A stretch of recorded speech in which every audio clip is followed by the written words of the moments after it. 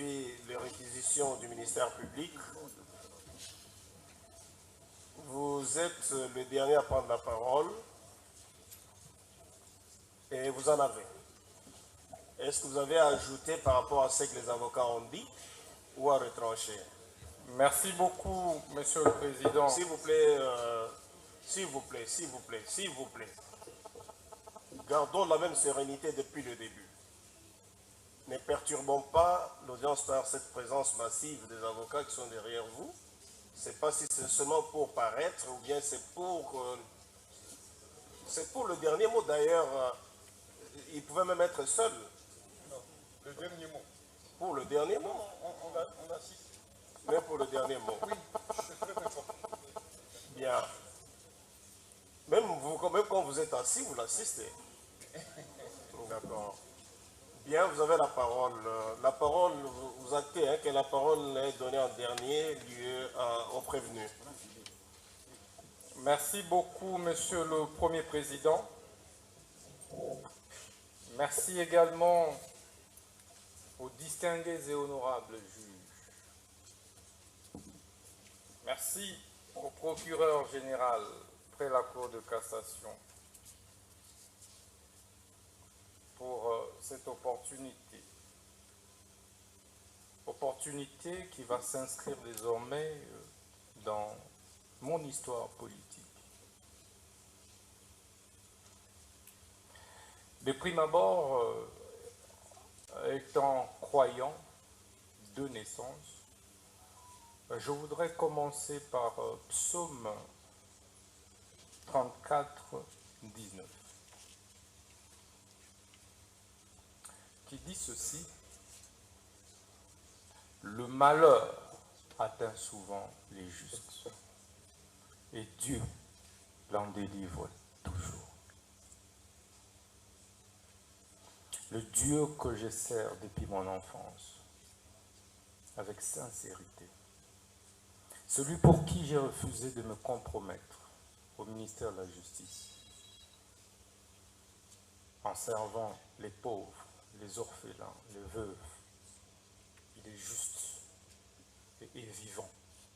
Il ne m'a jamais abandonné, quelles que soient les épreuves. Je crois en lui et je sais qu'il me viendra au secours, même en dernière minute. C'est pourquoi, Monsieur le Premier Président, je veux également dire que l'histoire me rétablira et Dieu de mes ancêtres me rétablira et me justifiera, je veux dire.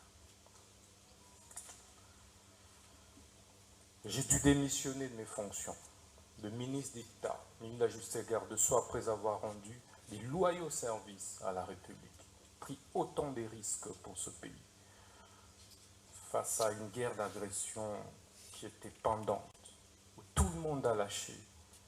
J'ai tenu bon et prêt à donner de ma vie pour cette République. Mais aujourd'hui, cette justice que j'ai servie avec tant d'amour m'a tout arraché, mon honneur, ma crédibilité, ma dignité, mon directeur de cabinet.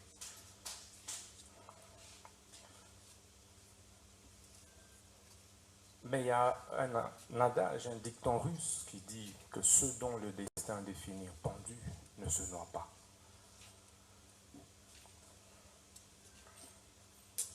Monsieur le Président, ce procès de ma vie était la dernière preuve que j'attendais pour confirmer que j'étais dans le bon, dans la lutte pour la justice juste et équitable pour tous. Ça ne me serait pas arrivé, je douterais de moi et de la lutte que j'ai menée depuis l'école, où j'ai créé, alors que je n'avais que 15 ans, l'association de lutte contre la tricherie. Et à l'université protestante au Congo, j'ai créé l'association de lutte contre les antivaleurs, président des étudiants. Je me suis opposé à toutes les antivaleurs, et de manière farouche, qui m'avait valu pour la première fois de reprendre en deuxième session, alors que j'avais distingué. Et je payais ce prix avec honneur.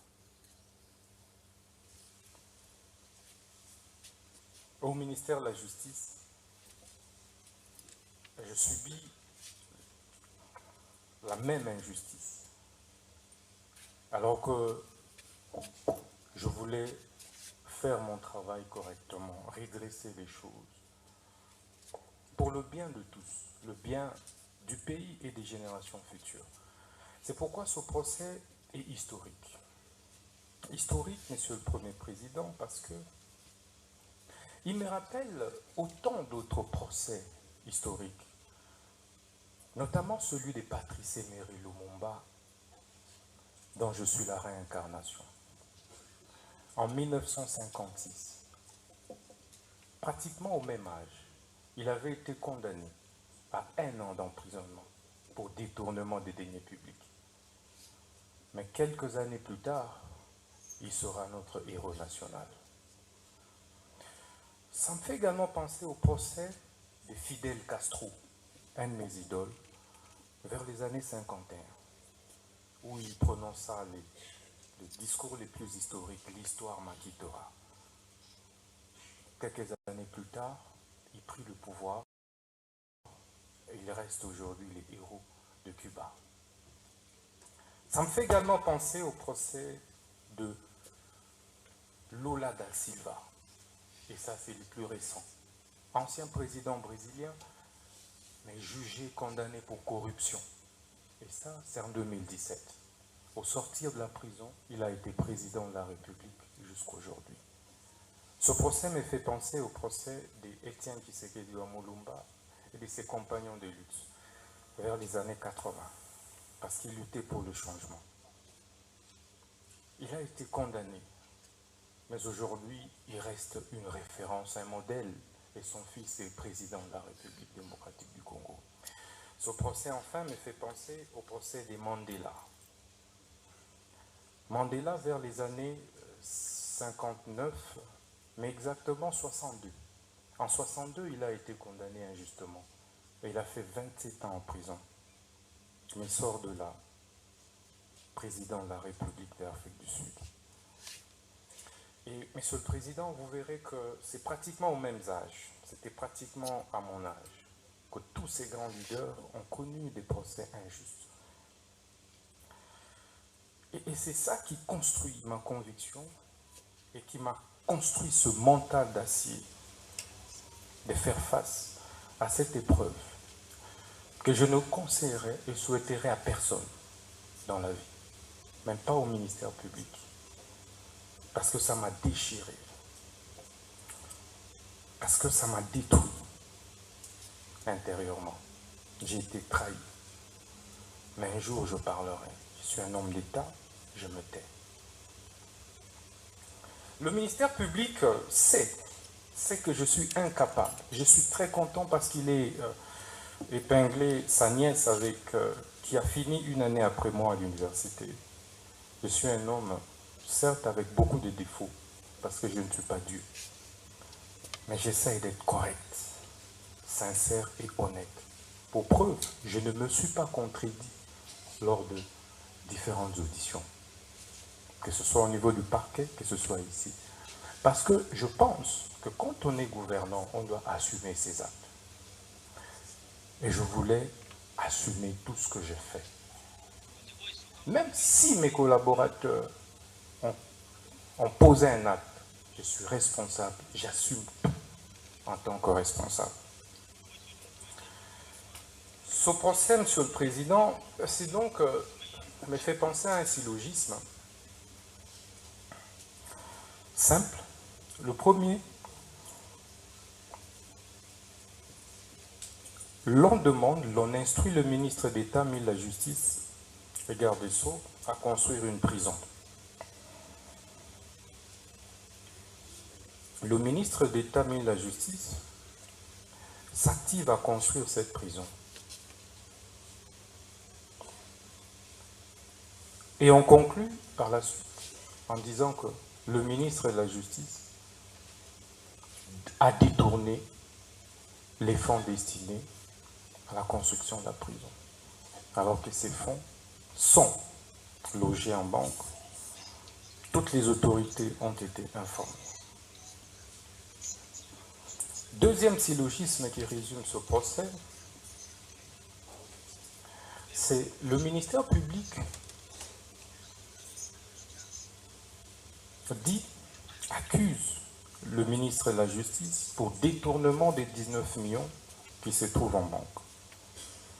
Or, ces 19 millions n'ont jamais été décaissés, touchés, je veux dire. Le ministre de la Justice n'a touché à aucun dollar de ce fonds. Mais dans la conclusion, le ministère public dit que le ministre de la Justice a détourné 19 millions.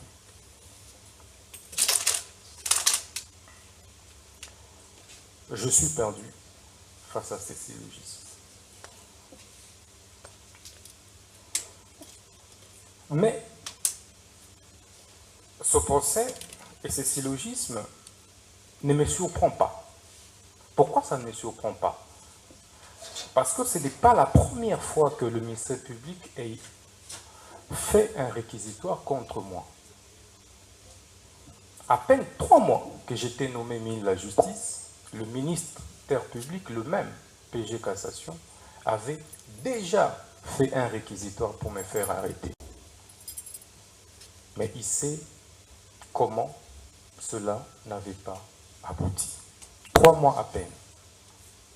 Nous sommes au mois de septembre 2024. Je serais surpris de voir un réquisitoire du ministère public pour qu'on arrête le ministre Moutamba de la Justice. Pour quelle raison? Pour un rapport qui était concocté, dressé à mon insu par les 2 juges que nous avions récusés.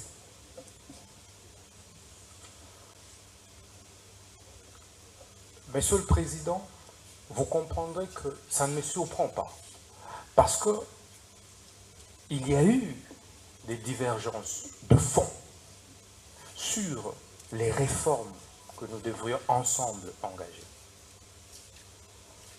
Et on ne s'est pas mis d'affaire. Avec ma petite expérience de la vie politique, on n'est jamais assez fort éternellement pour l'être toujours.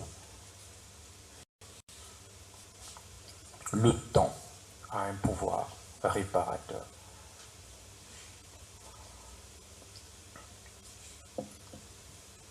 Monsieur le Président,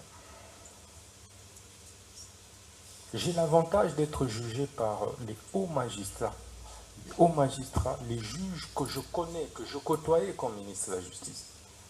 Je connais pratiquement votre moralité.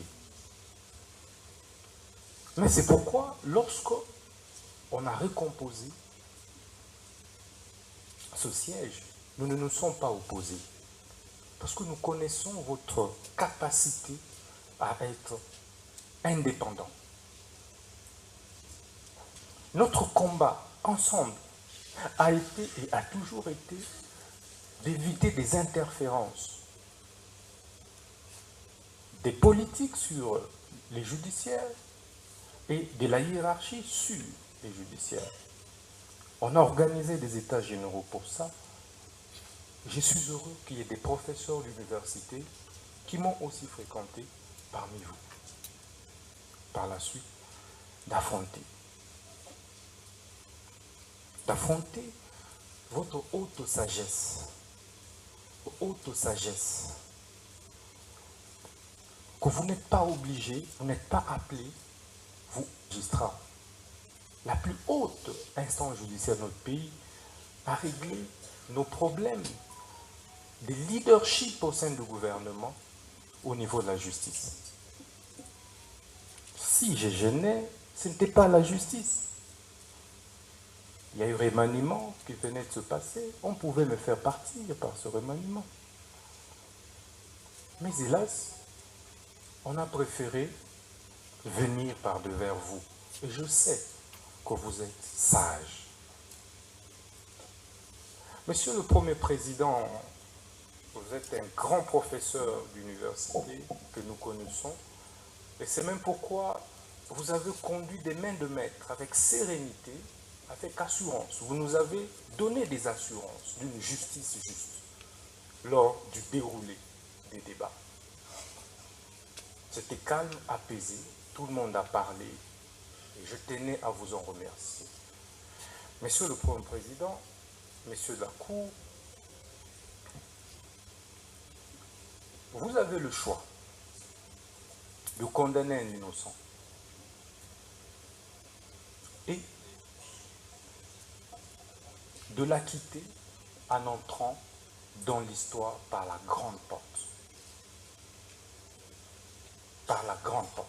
L'histoire nous renseigne que vos prédécesseurs, qui n'étaient pas plus brillants que vous, qui n'étaient pas plus intègres que vous, ont dû faire valoir la justice. Et la vraie justice. Moi, je crois en vous. Je ne voudrais pas que les réquisitoires du ministère public,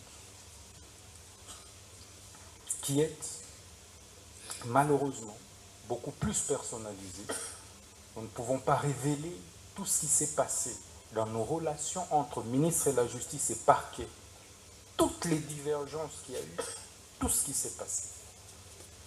Vous, en tant que notre indépendant, vous direz le bon droit. C'est par ce mot que je tenais à vous remercier du fond du cœur. Il y a certes eu des tensions que le ministère public a qualifiées de propos discourtois. Je retire tous ces propos avec beaucoup d'humilité parce qu'il s'agissait d'un procès de ma vie et que j'étais obligé de me défendre.